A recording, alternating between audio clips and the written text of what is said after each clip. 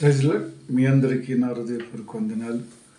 ఈ దినం మన ప్రభు అయిన యేసయ్య నూతనమైన వాగ్దానముతో అనుదినము కలువరు ప్రేమ నుంచి ప్రతి కుటుంబానికి ఆయన చిత్తములో ఆయన కృపలో మనందరినీ ఆశీర్వదిస్తూ దీవిస్తున్నట్టు ఆ గొప్ప రాజాతి రాజా ఈరోజు నీతో నాతో మాట్లాడుచున్నాడు కదా. ప్రేమైన సహోదరి సహోదరులారా, నిత్యము మనము ఈ లోకములో దేవుడు ఉన్నాడని నమ్మినట్టు వారికి దేవునిపైనే నమ్మకం ఉండాలి. అంతేకాని లోక సంబంధమైన మనుషులతో నమ్మకము ఉంచినా దేవుని కంటే హెచ్చుగా నమ్మకం ఉంచకూడదు.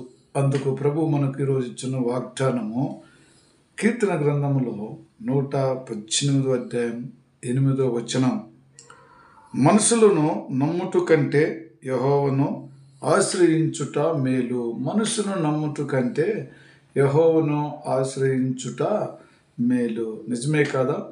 లోకములో మనుషులు నమ్ముకొని జీవించుట కంటే దేవుని నమ్ముట మేలని ఇక్కడ మనకు తెలియపరిచినారు వాక్యంలో. మరి దావీదు మరి భక్తుడు కూడా మనుషులు నమ్మి మోసపోటు కంటే కూడా దేవుని నమ్మి బ్రతికితే ఎప్పుడైనా మనకు మేలుగా ఉంటున్నది.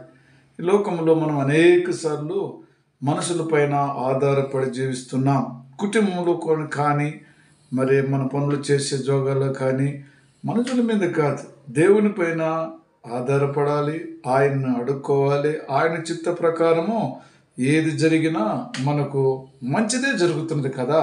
అయితే ప్రభువు చెబుతున్న మాట చూసినట్లయితే, రాజులను నమ్ముకున్నట్టు కంటే యెహోవాను ఆశ్రయించుట మేలు. రాజులు నమ్ముకున్నట్టు కంటే దేవుణ్ణి నమ్ముకునుట మేలు అంటున్నాడు. నిజమే కదా? లోకములో మనము అనేక మందిని నమ్ముకుంటాము, కానీ కొన్నిసార్లు మనకు ఇబ్బందులు బాధలు కలిగినప్పుడు అనవసరంగా నేను ఆయన పైన ఆధారపడి తిని చివరకు నా యొక్క ఆశ నిరాశ అయింది కదని ఎంతోమంది లోకములో చింతించకుండా ఉన్నట వారు లేకుండా పోలేదు. చాలామంది కూడా ఆ విధంగా బిడ్డలపైన కానీ బంధుమిత్రులపైన కానీ ఆధారపడి జీవించే చాలామంది జీవిస్తున్నాం. మనము అలా ఆధారపడి జీవించకూడదు, కానీ దేవుని పైన ఆధారపడి ధైర్యముగా నిబ్బరంగా ఆయన నామములోనే మనము నమ్ముకొని ఆయన మనకు ఖచ్చితంగా మేలు చేస్తాడని ఆ నమ్మకముతో మనము బ్రతికితే మన దేవుడే మనకు తోడుగా ఉంటున్నాడు. కాబట్టి ఈ లోకంలో దేవునితోనే మనం సహవాసం చేయాలి, దేవునితోనే నమ్ముకొని బ్రతకాలని మన ప్రభు మనకు చెప్తున్నాడు. అంతేకాకుండా నీ మార్గములను యెహోవాకు మనం ఏం చేయాలి? ఒప్పగించుకోవాలి. మనం ఏ ప్రాబ్లం ఉన్నదో అన్నీ కూడా మన జీవిస్తున్నట్టు మన జీవితంలో కానీ మన యొక్క ప్రయత్నాలు కానీ మనం వెళుచున్న మార్గాలలో కానీ ఎక్కడ ప్రయాణమైనప్పటికి కూడా దేవుడా, మేము పలానా జోకి వెళ్ళుచున్నామయ్యా, మరి వెళ్ళుచున్నది మా పనులు ఉంది, కానీ ఏ విషయంలో కూడా మీరు తోడుగా ఉండాలని ఆయన పేరు నమ్మకం ఉంచాలి. మనుషుల పైన నమ్మకం ఉంచి ఏ పనులు మనము నెరవేర్చుకోలేము. అప్పుడు ఆయన నమ్ముకొని ఆయన అడుక్కొని మనం ప్రయత్నించినట్లయితే ఆయన నీ కార్యములను నెరవేరుస్తాడు. ఎప్పుడైతే ఆయన పైన నమ్ముకొని ఆయనతో మరి గురి పెట్టుకొని మనం జీవించినట్లయితే మన కార్యములన్నీ జయప్రదముగా ఆయన నెరవేర్చేవాడు అంటున్నాడు.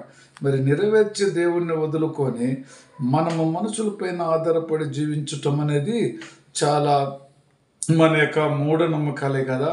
కాబట్టి నువ్వు నేను కూడా మనుషుల మీద కదా కానీ దేవుడి పైన ఆధారపడదాం. సహోదరి సహోదరులారా, మరి ఈ విధంగా మనము అనుదినము నూతనంగా ఉదయం లేగానే దేవుని మీద ఆధారపడి ఆయన మాటలు విని ఆయనతో కలుసుకొని మనము రాత్రంతా మంచిగా నిద్రించి ఉదయాన్నే లేగానే మనము వేరే విధంగా ఆలోచనలు తలంపులు ఉండకుండా ఆయన చిత్తములో ఆయన పైన ఆధారపడి లేచినట్టుగా ఆయన దగ్గర మొరపెట్టుకున్న వారుగా ఆయన నమ్ముకున్న వారుగా మనము దేవునికి కనిపించాలి. అప్పుడు మన ప్రభువు మన కార్యములో ఆయనే నెరవేరుస్తాడు. ఆయన నెరవేర్చకుండా మానవుడు ఎంత మాత్రం నెరవేర్చినా అవన్నీ కట్టుబడవు కదా.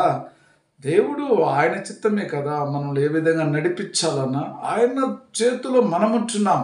మన చేతిలో దేవుడు లేడు. దేవుని చేతిలో మనం ఉంటున్నాం. ఆయన మనకు పట్టుకొని కింద పడిన లేపాలా, ఆశీర్వదించాలా, దీవించాలా. ఆయన దీవెనలే నమ్ముకున్న బిడ్డలకు ఆయన ఎప్పుడు చేయవదలడు గనక, ఒకవేళ తల్లి అయినా తన బిడ్డని విడిచినేమో కానీ నేను నిన్ను ఇడవనని చెప్పిన మాట నిజమే కదా. ఈ రోజుల్లో అనేక మంది తల్లిదండ్రులు కూడా బిడ్డలను వదిలివేస్తున్నారు.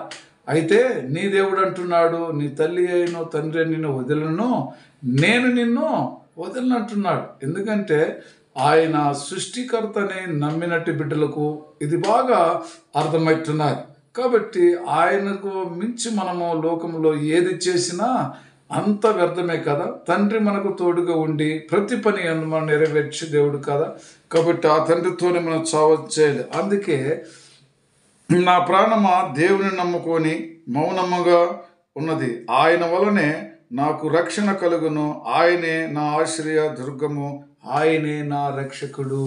నిజమే కదా. మన ప్రాణము దేవుని నమ్ముకొని మౌనముగా ఉండాలి, ఆయన కోసమే బ్రతకాలి. కాబట్టి ఆయన రక్షకుడు అంటున్నాడు. లోకములో మనకు రక్షణ కావాలంటే దేవునితోనైతుంది కానీ మనుషులు మనకు కోట్లు మనకు కావలసిన ఆస్తులు అంతస్తులు మనం సంపాదించుకోగలం, కానీ ఒక రక్షణ అనేది దేవునితోనే మనకు అది పొందుకోగలం. మనుషులతో రక్షణ పొందుకోలేము.